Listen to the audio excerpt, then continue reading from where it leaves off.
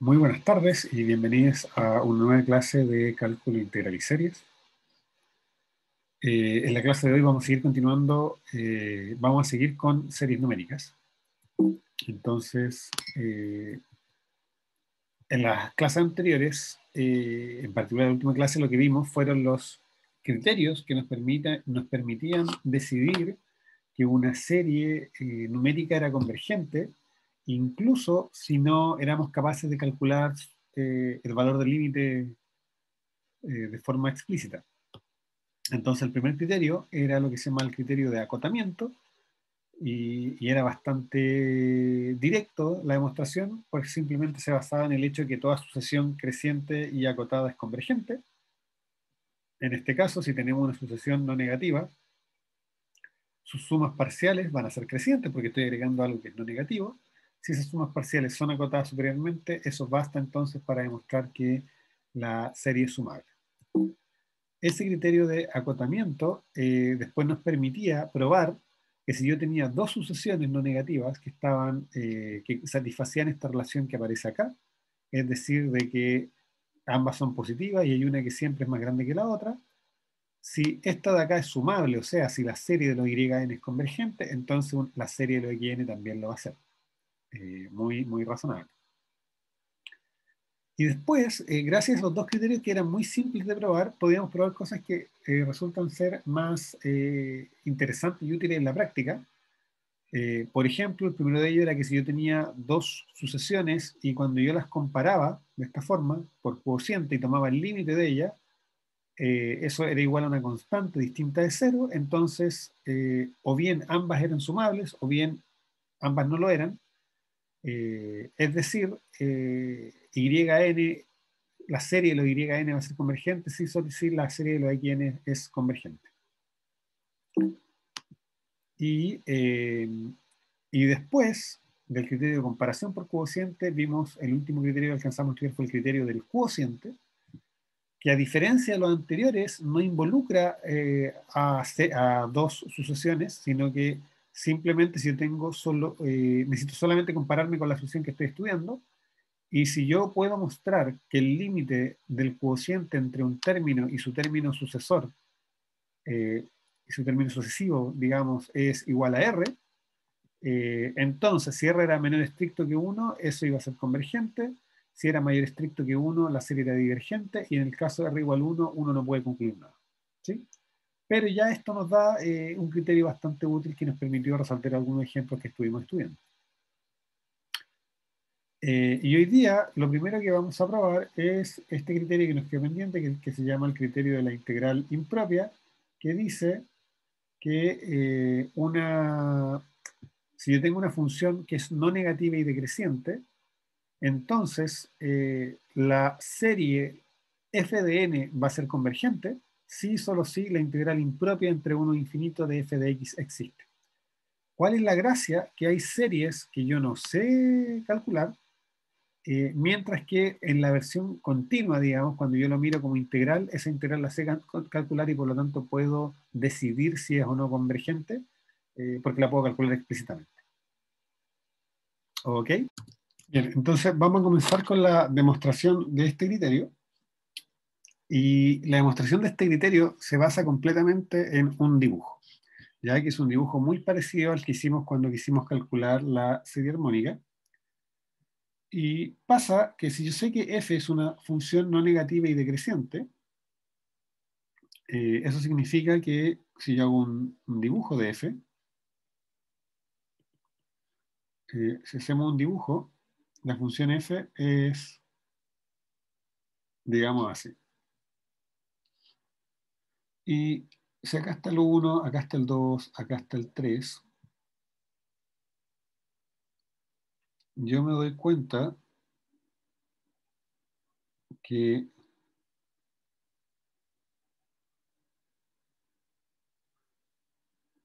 cuando tomo el extremo izquierdo de este intervalo entero entre 1 y 2, lo que obtengo, si se fijan, es lo que antes llamábamos una suma superior de la integral, ¿o no?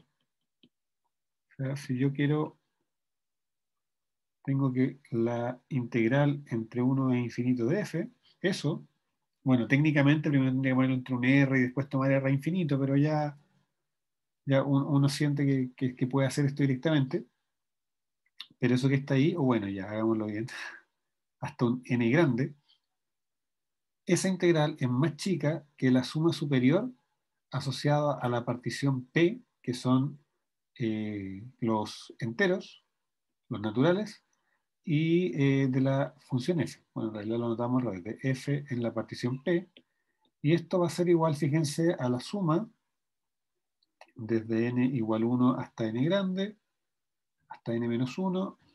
La suma superior va a estar dada por el valor de la función en el lado izquierdo, ¿eh? Entonces va a ser f en n, factor de n más 1 menos n. ¿Sí? Y obviamente esos de ahí se van. Y esto me dice que, ya si escribimos ahí, esto me dice que la integral entre 1 y n de f es más chica que la suma desde n igual 1 hasta n menos 1 de fn.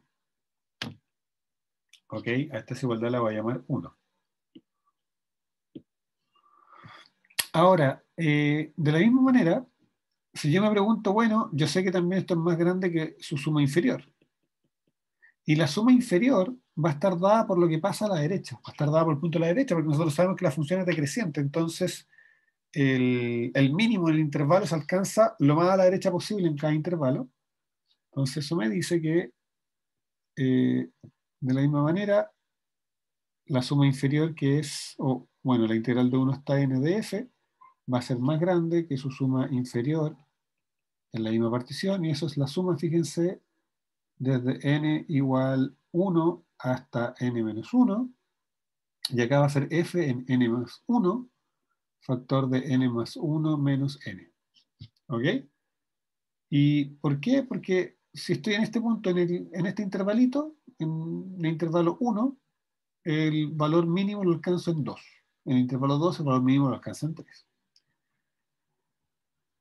Y de nuevo, eso se va con eso. Y si se fijan ahora, ¿a qué hemos llegado? Bueno, esto que está acá, si lo notan, estoy sumando f de n más 1. Entonces yo quisiera sumar f de n, así que puedo hacer un cambio de índice. Y voy a decir que esto es igual a la suma. Como voy a quitarle una adentro, tengo que sumarle una afuera, desde n igual 2 hasta n de fn.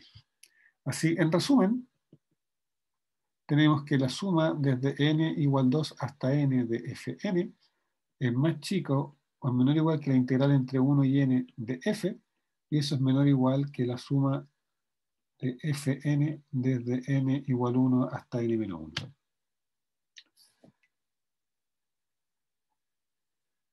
Y ahora que tengo esto me dice, fíjense bien, si esta cantidad converge cuando n grande se va a infinito, bueno, naturalmente esta cantidad también, porque va a estar acotada.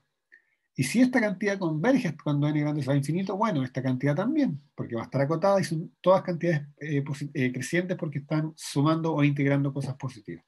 Entonces, de acá es directo entonces que la serie de los fn hasta infinito es menor que más infinito si, solo si la integral entre 1 e infinito de f es menor que infinito. Y eso es justo lo que uno quería probar. Ahora, esta proposición, este pequeño resultado, es súper útil por lo siguiente. Cuando nosotros estudiamos integrales impropias, estudiamos esta integral, estudiamos la integral entre 1 e infinito de 1 partido por x en la p. Y nosotros dijimos que esta integral era menor que más infinito si y solo si p era estrictamente mayor que 1. ¿Sí? ¿Por qué? Porque cuando p es estrictamente mayor que 1, su primitiva es 1 partido por x a una potencia positiva, que cuando eso se va a infinito se va a hacer. Cuando p es exactamente igual a 1, su primitiva es igual al logaritmo que diverge, y cuando es menor que 1, su primitiva es una potencia, un x a una potencia positiva que diverge también. ¿Ya? Pero esto me dice entonces que la serie de 1 partido por n a la p para n mayor o igual que 1, eso es convergente si y solo si p es mayor estricto que 1. Esto no teníamos cómo probarlo. Bueno, se puede hacer a mano, pero es más duro. Y esto fue fácil probar, porque uno calculaba la primitiva y veía cuando esa primitiva tenía límite o no. Entonces, ¿cuál es la gracia? Que nosotros vimos, ya sabíamos que la serie de 1 partido por n era divergente. ¿Ya? Nosotros ya sabíamos eso. Pero ahora, por ejemplo, sabemos por el contrario que la serie para n mayor o igual que 1 de 1 partido por n cuadrado es convergente. O sea, si yo sumo todos los 1 partido por n cuadrado, llego a un número. ¿Sí?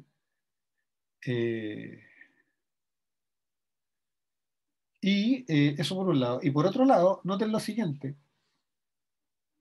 1 partido por n más 1 dividido por 1 partido por n, eso converge cuando n se va a infinito, converge a 1. Y 1 partido por n más 1 al cuadrado, dividido por 1 partido por n cuadrado, cuando n se va a infinito, también converge a 1. Pero ¿qué es lo que pasa? Que esta serie, la serie de los 1 partido por n, no es convergente y su criterio, el cociente, se va a 1. Esta serie, la serie de los 1 partido por n al cuadrado, sí es convergente y en el criterio del cociente también el límite me da 1.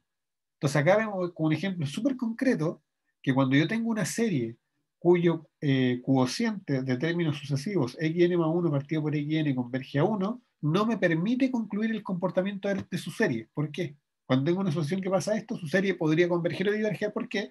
Porque hay en casos que da 1 y diverge y hay en casos que da 1 y converge. ¿Ok? Ya. Y con eso cerraríamos la parte de sucesiones de términos positivos. Y ahora lo que vamos a ver es qué pasa cuando estoy sumando cosas positivas y negativas. Bien, entonces ahora vamos a comenzar con series generales. Eso quiere decir con series que tienen términos positivos y negativos. Vamos a ver que pueden haber cosas bien sorprendentes. Entonces, lo primero que vamos a estudiar es algo que se llama el teorema de Leibniz. ¿Y qué es lo que nos dice este teorema? Nos dice, mire, si usted tiene una sucesión que es no negativa, decreciente que converge a cero, esos 3 elementos no nos bastan para garantizar que la serie de esa sucesión converge. Sin embargo, dice Leibniz, si en vez de usted tomar solamente xn, usted toma menos 1 a la n por xn, o sea, agrega x0 pero le resta x1. Agrega x2 pero le resta x3. Agrega x4, perdón, pero resta x5. Si usted hace eso, si en el fondo lo que hacemos es ir cambiando el signo de forma alternada y lo suma, eso va a converger. Ese es el teorema de Leibniz y eso es lo que vamos a probar ahora. Entonces, acá es súper importante recordar que en principio que una serie converja tiene que ver con que una sucesión converja. Entonces, recordemos que nosotros llamábamos Sn a la suma desde n igual 0 hasta n grande de menos 1 a la n xn. ¿Ok?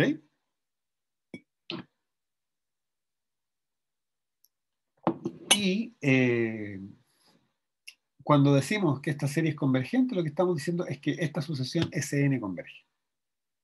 Entonces, lo primero que vamos a probar varias cosas. Esta es una demostración más o menos larga, con varias cositas chicas que vamos a ir probando y bueno, y que hay que hacerlo nomás. Que quizás cada una por separado no sea evidente para dónde va, pero al final las vamos a juntar. Entonces, lo primero que vamos a probar es que si yo miro la sucesión de los índices pares, los S2n grande, esa es creciente.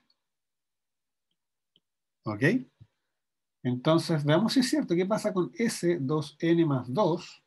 Bueno, eso siempre va a ser S2n más los dos términos que no he puesto, que es x, perdón, que va a ser menos 1 a la 2n más 1 por x a la 2n más 1, más menos 1 a la 2n más 2, x a la 2n más 2. Les recuerdo que una de las gracias de las sumatorias es que uno las puede desenrollar. Y por desenrollar quiere decir que uno puede ir votando términos, puede votar uno, todos los que uno necesite. En este caso necesito dos. Y ahora les recuerdo que 2n más 1 es siempre impar, así que esto es un menos. Y 2n más 2 es siempre par, así que esto es un más. Así que esto me queda S2n menos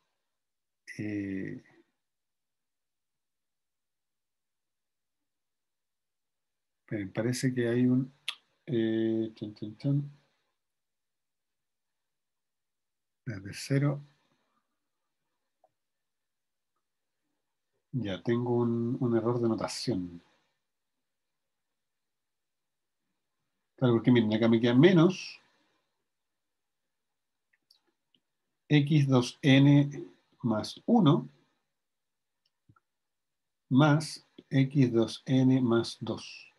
¿Ya? O sea, en mis notas tengo puesto los índices distintos. Tengo acá un más 1, ¿ya? Y eso no me cambia mucho la situación, pero significa que en mis notas que estoy viendo para la demostración estoy siempre al revés. Entonces, aquí no es creciente, es decreciente. ¿Ya? Y ahora, bueno, el cálculo es el mismo, pero ¿cuál es la diferencia? Que ahora fíjense, yo sé que la sucesión es decreciente. Entonces, como es decreciente, este tipo que está aquí es más chiquitito a priori que este tipo que está aquí.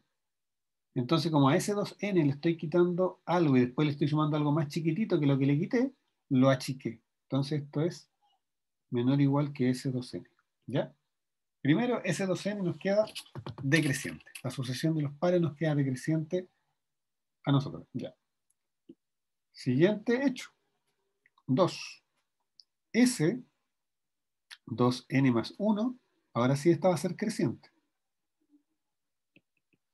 La sucesión de los impares. Entonces, ¿por qué? Cuando yo miro S, 2n más 3, bueno, eso va a ser S, 2n hasta 2n más 1, que le agrego menos 1 a la potencia 2n más 2, x 2n más 2, y que le agrego menos 1 a la potencia 2n más 3, x 2n más 3.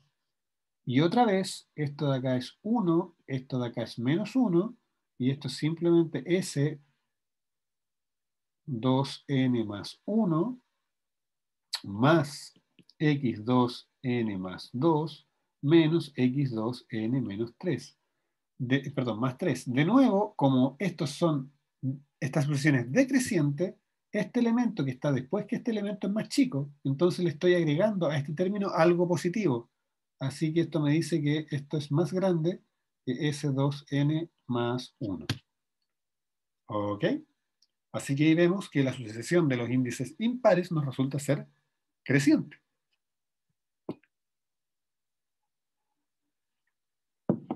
Ahora, por último, fíjense en lo siguiente. Si yo tomo S de 2n más 2, eso que está ahí, 3, es igual a S de 2n más 1 más menos 1 a la 2n más 2, x 2n más 2. Y esto de acá, como el 2n más 2 es par, esto vale 1, y esto de acá es algo positivo. O sea, esto me dice que S de 2n más 2 es más grande que S de 2n más 1. ¿Ok? Van a ver al tiro hacia dónde vamos. 4. Ya, llamémosle K. Si K es par y L es impar, lo que vamos a tener es que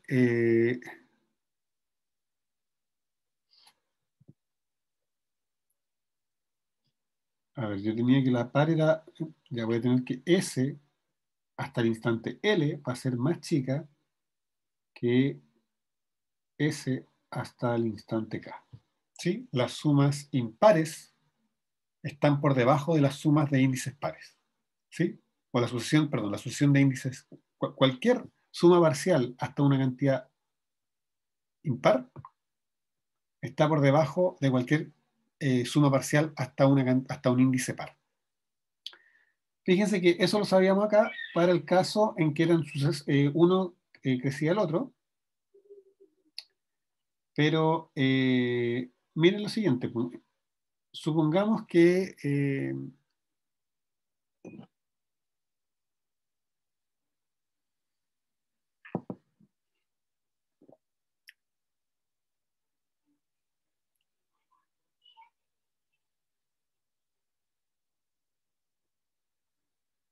a ver, eh,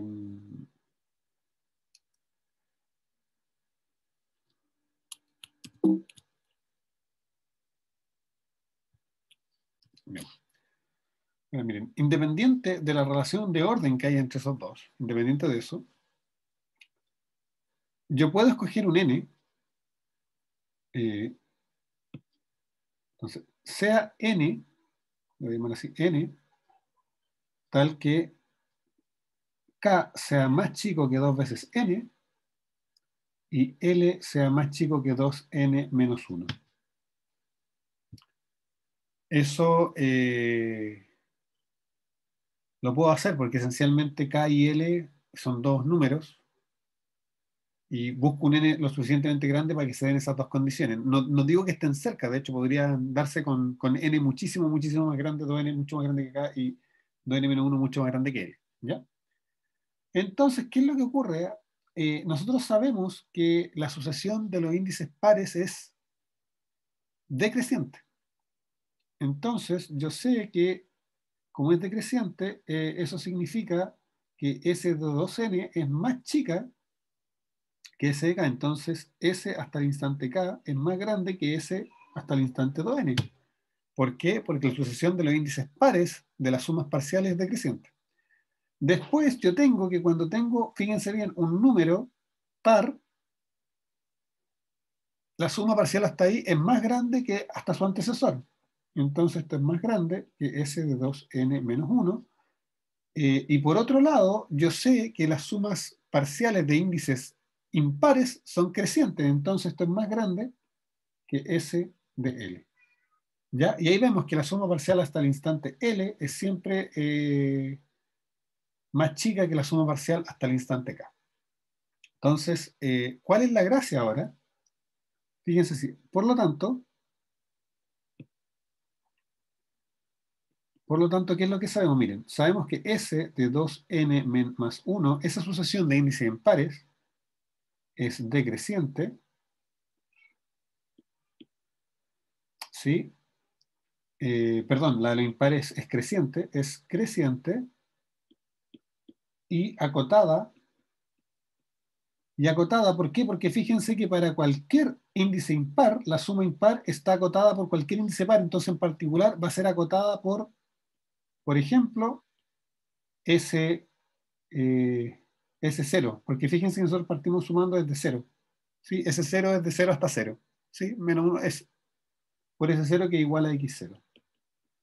Entonces, si yo tengo una sucesión que es creciente y acotada, eso implica que es convergente. Entonces esto implica que S de 2n más 1, eso converge cuando n se va a infinito, a algo que yo voy a llamar alfa. Y por otro lado,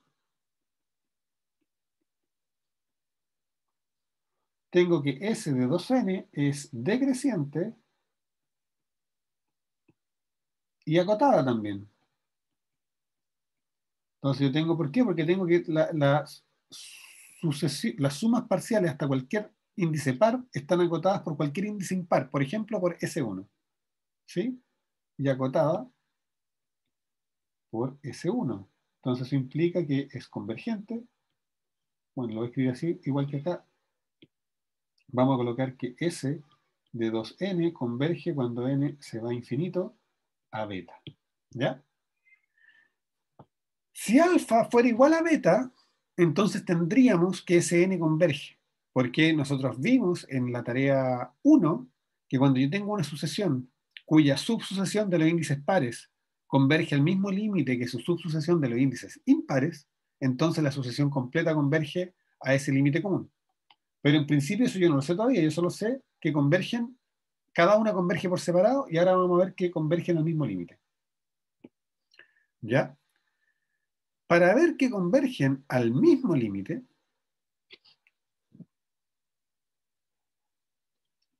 basta notar lo siguiente. ¿Ya? Notemos que, ahora, notemos que Sn de 2n más 1 menos S de 2n, eso que está ahí, es por definición lo que nos está poniendo la suma, el último término, o sea, menos 1 a la 2n más 1 por a 2n más 1. Así que si le tomo valor absoluto a esto, miren, voy a hacer trampa. Para no quiero poner valor absoluto, entonces voy a colocarlo así. Solo para que acá me quede 2n por a2n. ¿Ya? Es lo mismo, ¿eh? Solo para que quede más bonito, solo para que ese menos 1 se me transforme en 1, ¿eh? Pero no hace ninguna diferencia. Tenemos eso, o sea, fíjense bien, S2n menos S2n menos 1 es igual a A2n. Y ahora, ¿qué es lo que pasa? Que cuando yo puedo tomar límite, esto tiene límite cuando n se va a infinito, esto tiene límite cuando n grande se va a infinito, y esto tiene límite cuando n grande se va a infinito. Así que por álgebra de límites,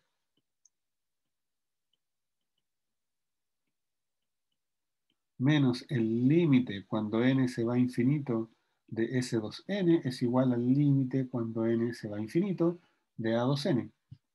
Pero este límite nosotros dijimos que se llamaba beta, este límite, menos 1. Este límite fue lo que nosotros llamamos alfa, y este límite, por hipótesis, ¿a qué converge la sucesión a n?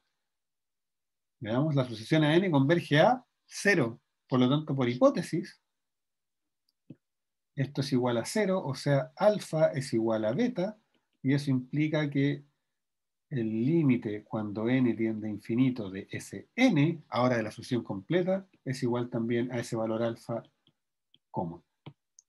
Y con eso hemos probado que efectivamente el del teorema de Leibniz es cierto. Vamos a hacer un ejemplo. Vamos a hacer unos ejemplos para ver el poder del teorema de Leibniz. En realidad los ejemplos son súper sencillos. Si uno quiere estudiar la convergencia de este tipo de series que son alternantes, todo lo que tiene que decir, bueno, ¿qué es lo que nos decía Leibniz? Leibniz nos decía, mire, lo que usted tiene que escribir, esto tiene que ser igual a una suma de menos 1 a la n por algo, en este caso 1 partido por n. ¿Sí? Y la pregunta ¿es eso decreciente con n? Sí, eso es eso decreciente en n. ¿Es esto convergente a cero? Sí, es eso convergente a cero. ¿Es esto siempre positivo? Sí, es eso siempre positivo. Listo. Por el teorema de Leibniz es convergente. Teorema de Leibniz converge. Más adelante vamos a calcular esta suma. Vamos a ver cuánto vale exactamente. ¿Ya? Veamos ahora esta de acá. Por el criterio de Leibniz. Bueno, eso es la suma de menos 1 a la n por 1 partido por raíz de n. Mismas preguntas. ¿Es esto positivo? Sí. ¿Es esto decreciente en n? Sí. ¿Es eso convergente a cero? Sí. Perfecto. También converge. Entonces, converge por teorema de Leibniz. Este de acá, suma de menos 1 a la n por 1 partido por el log de n más 1. ¿Es esto positivo para lo n? Sí, es eso positivo. ¿Es eso decreciente con n? Sí, es decreciente porque el logaritmo es creciente y eso es el recíproco. ¿Es eso convergente a cero? Sí, porque el logaritmo se va a infinito. Conclusión, converge también por el teorema de Leibniz. ¿Sí? O sea, si se fijan, el teorema de Leibniz es súper útil para estudiar series que tienen la forma que nos propone, que son series alternantes con D sucesiones positivas decrecientes que convergen a cero. ¿Cuándo no puedo aplicar el teorema de Leibniz? Cuando, por ejemplo, la sucesión no es decreciente, ¿sí? Tiene algunas oscilaciones, o no se va a cero. Y lo interesante es que las hipótesis que hay que chequear son muy fáciles de chequear, ¿sí? Por ejemplo, si uno quisiera ser más formal, tendríamos que chequear que 1 partido por la raíz de n más 1 es más chico que 1 partido por la raíz de n, ¿sí? Pero eso es lo mismo que decir que la raíz de n sea más chico que la raíz de n más 1, y eso es lo mismo que decir que n sea más chico que n más 1, lo que es cierto. ¿Se fijan? Entonces, realmente es muy fácil de aplicar, ¿sí? Cuando se puede aplicar es muy fácil de aplicar. Bien. Ahora vamos a tocar un tema que se llama reordenamiento, que cuando uno ve la definición es un poco extraña, pero cuando uno lo piensa en números finitos es súper, súper simple lo que quiere decir. Una suma finita quiere decir. Entonces, antes de leer la definición, hagamos un ejemplo. Si yo digo que S es igual a X más Y más Z, ¿sí? Gracias a la conmutatividad de la suma, nosotros sabemos que eso es exactamente lo mismo que Y más X más Z. Y sabemos que eso también es lo mismo que Z más Y más X. Y eso es exactamente lo mismo también que Z más X más Y. Y no sé si la hice todas, pero yo creo que ya entienden lo que quiero decir. Ahora, ¿qué pasa si a este yo le llamo a 1, a este le llamo a 2 y a este le llamo a 3? Si se fijan, acá no estoy sumando a 1. Aquí tengo primero a 2, acá tengo a 1 y acá tengo a 3. ¿Sí? ¿Qué pasaría si yo escribo una función f que tiene la siguiente tablita? F es una función n, f de n, que a 1 le asigna 2, que a 2 le asigna 1 y que a 3 le asigna 3. ¿Sí? Esa funcioncita. Entonces, resulta que si yo quiero escribir a 2, a 1, a 3, puedo escribir a de f de 1, a f de 2, a f de 3. Si se fijan, yo un conjunto de etiquetas, ¿cierto? Mis números que están etiquetados, si yo los quiero mezclar, los quiero cambiar de posición, lo que puedo decir, mira, voy a tomar una función biyectiva que me tome mi conjunto de índices y me los vuelva a ordenar, lo que uno llama típicamente una permutación. Entonces después yo quiero decir, A es f de 1, ¿quién es f de 1? Bueno, no sé, por qué me haya dado, en este caso 2. Entonces estoy sumando a sub 2. En general, si yo tengo una sucesión yn, esta sucesión vamos a decir que es un reordenamiento de xn. Si yo puedo encontrar una función que me dice cuál es la relación de las etiquetas de forma que yn sea igual a x de fn. ¿Sí? En este caso, esto que está acá es un reordenamiento de esto que está acá, porque yo digo, mira, si a este, a ver, lo voy a hacer, voy a borrar esto de acá abajo, en realidad yo no lo voy a usar. Si a este yo le voy a llamar B1 y a este le voy a llamar B2 y a este le llamo B3, fíjense que B1 es igual a A2, B2 es igual a A1 y B3 es igual a A3, que es lo mismo que decir que para todo n, Bn es lo mismo que A en la función Fn. ¿Sí? Eso es todo. Simplemente un reordenamiento. Una asociación es un reordenamiento de otra. Si mentalmente lo que hicimos fue cambiarlas de posición nomás. Si una es la otra cambiada de posición. Y ahora, ¿cómo hago ese cambio de posición cuando tengo infinitos términos? Bueno, simplemente los describo a través de una función biyectiva de los naturales y los naturales. ¿Ya? Vamos a decir que una serie es estable bajo reordenamiento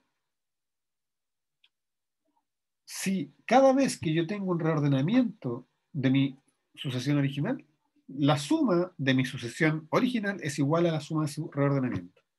Si no estuviéramos sumando hasta infinito, si esto fuera efectivamente una suma y no una serie, porque recuerden que una serie no es una suma, una serie es un límite de sumas parciales, es otro objeto.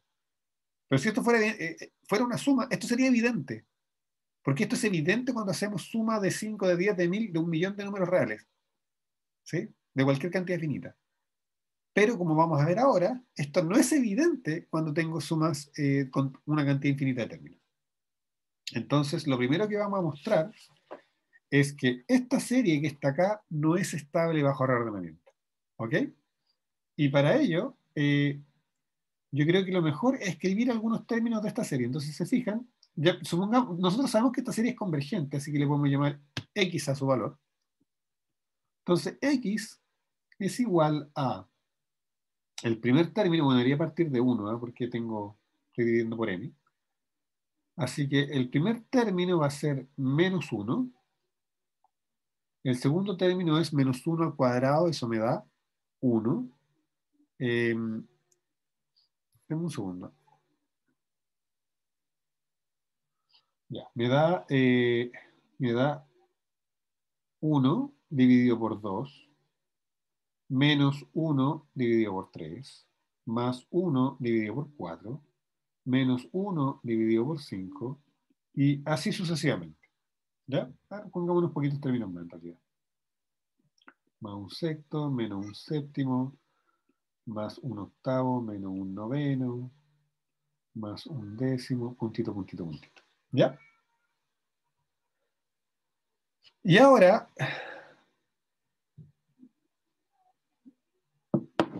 lo que vamos a hacer es lo siguiente. Ese cuarto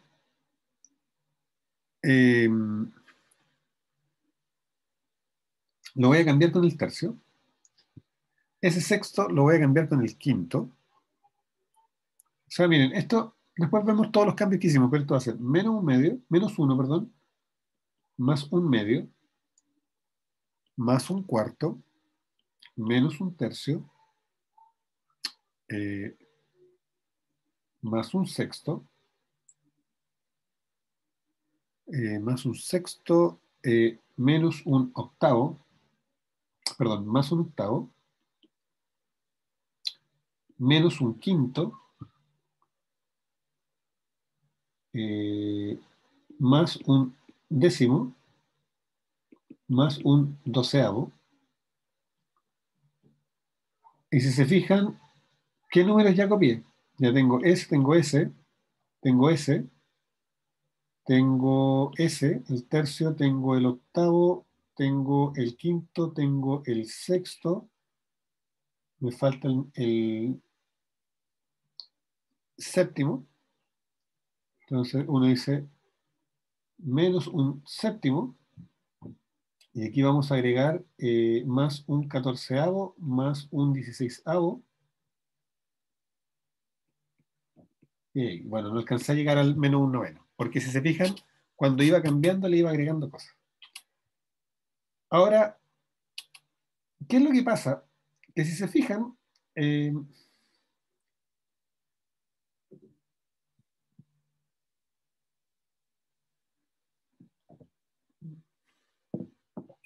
eh,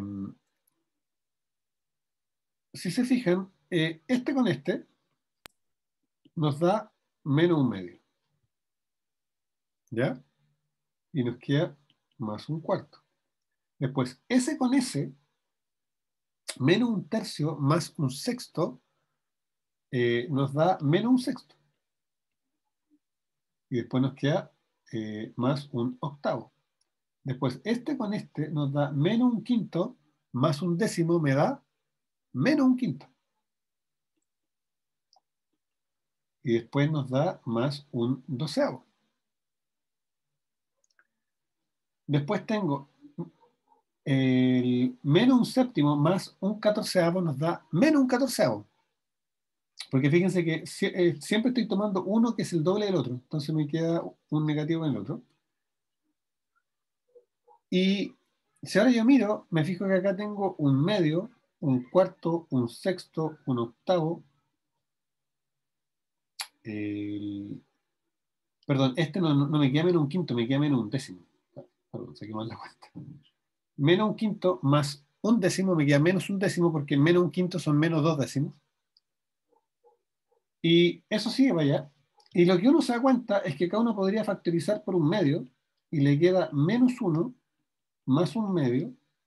Este menos un sexto me quedaría menos un tercio más un cuarto menos un quinto más un sexto y ta, ta, ta, ta. Y si se fijan, lo que nos aparece acá es exactamente lo que tenemos acá. O sea, si esto vale x, nos llega a la conclusión que esto vale x medios, que x es igual a x medios. Bien, entonces les decía que de aquí, si esto fuera cierto, lo que ocurriría es que x es igual a x medio y por lo tanto x igual a 0. Y dentro de poco, nosotros vamos a calcular el valor de esa serie y vamos a ver que no es 0, ¿ya? Y el valor de la serie es conocido, lo calcularemos más adelante.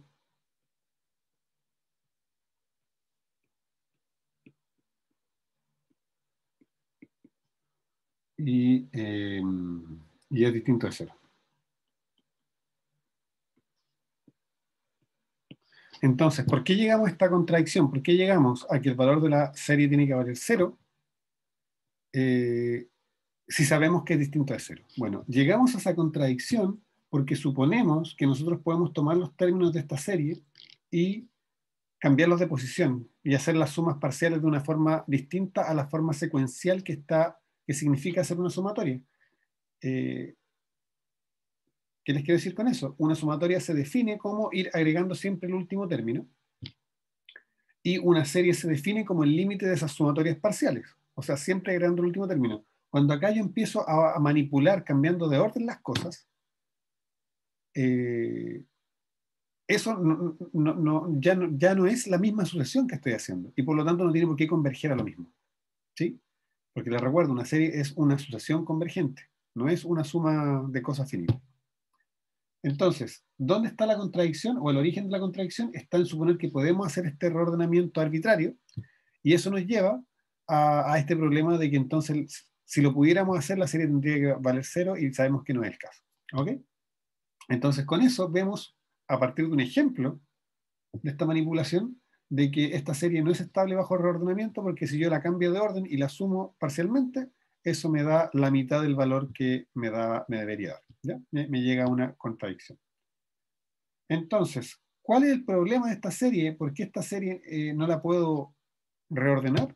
Bueno, porque esta serie, si yo le tomo valor absoluto a sus términos, me queda 1 partido por n y nosotros sabemos que esa serie es no convergente. Entonces ahora vamos a introducir un concepto que se llama de convergencia absoluta y vamos a decir que una serie converge absolutamente o es absolutamente convergente si la serie de los valores absolutos es convergente. Una definición nomás.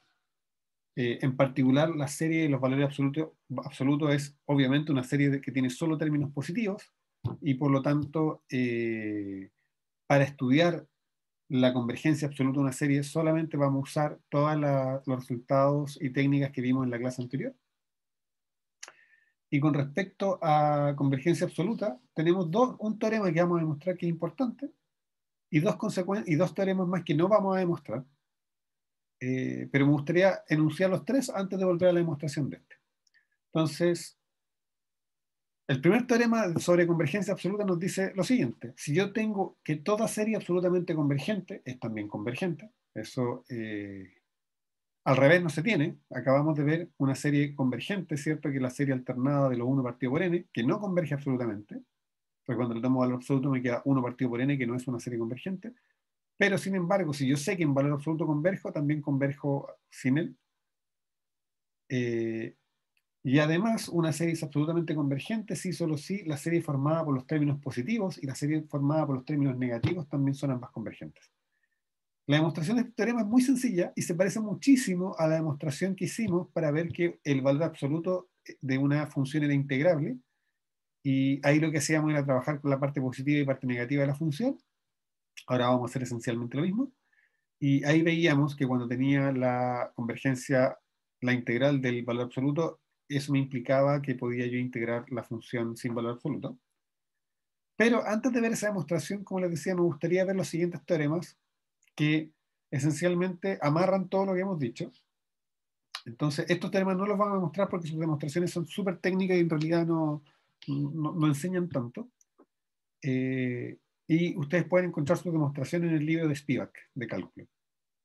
Entonces, este teorema dice, primero, que toda serie absolutamente convergente es estable bajo razonamiento. Y eso es algo genial. O sea, ¿qué nos dice esto? Dice, mire, cuando usted tiene una serie cualquiera, si usted la reordena, puede que le cambie el valor a esa serie, entonces no lo haga. Sin embargo, si usted sabe a priori que esa serie es absolutamente convergente, entonces no hay problema, trabaje con ella tal cual fuera una suma finita, haga todas esas cosas, no hay problema.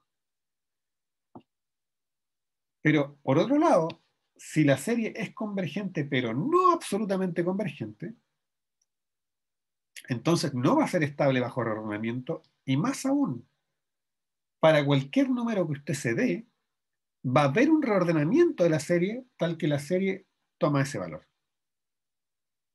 ¿Sí? Tal que la suma de ese reordenamiento toma ese valor. Entonces ahí uno se da cuenta que lo que hace que los reordenamientos no afecten el valor de las series es ser absolutamente convergente. ¿Ya? Ahí queda súper claro. Y que cuando eso no se tiene, aparecen estas paradojas como la que vimos en ese ejemplito de los menos 1 a la n partido por n. ¿Ya? Entonces ahora, para terminar esta clase y terminar este capítulo de series numéricas, todo lo que nos resta es probar que toda serie absolutamente convergente es convergente, y la demostración de verdad es muy sencilla, miren. Si yo tengo una sucesión xn, voy a construir dos sucesiones. Voy a construir una sucesión yn, que va a ser igual a xn si xn es mayor que 0, o 0 en caso contrario, y zn, que va a ser igual a menos xn si xn es menor que 0, y 0 en caso contrario. O sea, yn esto es la parte positiva de xn y zn es la parte negativa.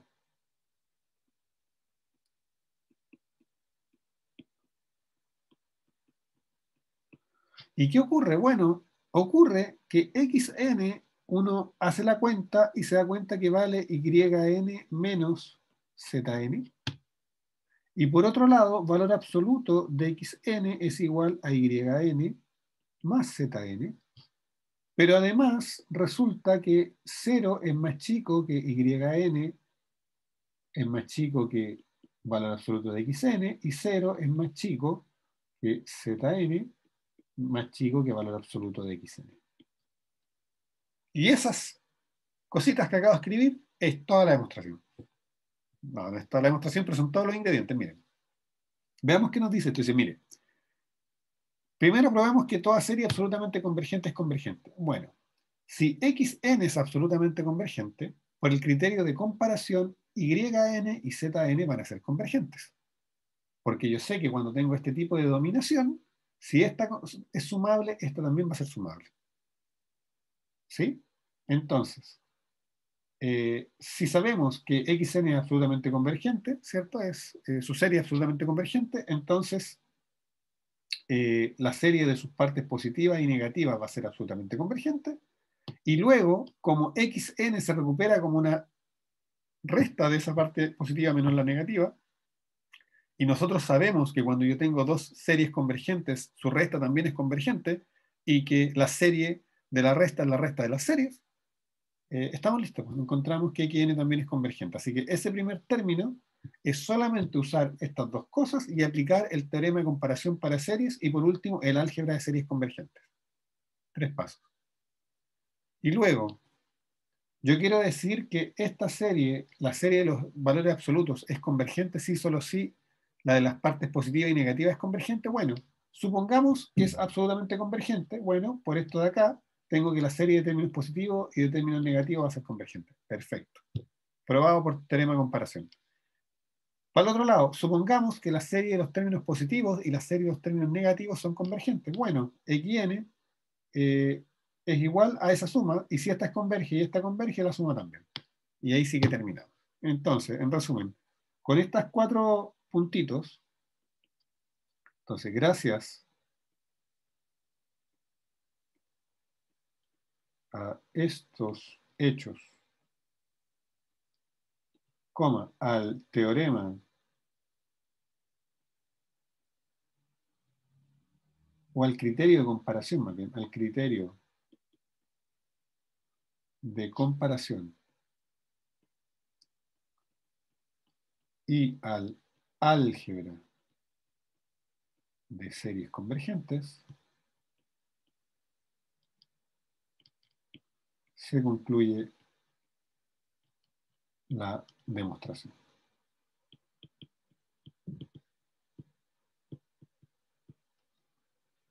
Y eso sería todo. ¿Ya? Entonces con eso damos terminado esta clase y el capítulo de series numéricas. A partir del próximo martes vamos a comenzar con series de potencias y sucesiones de funciones. Muchas gracias por venir.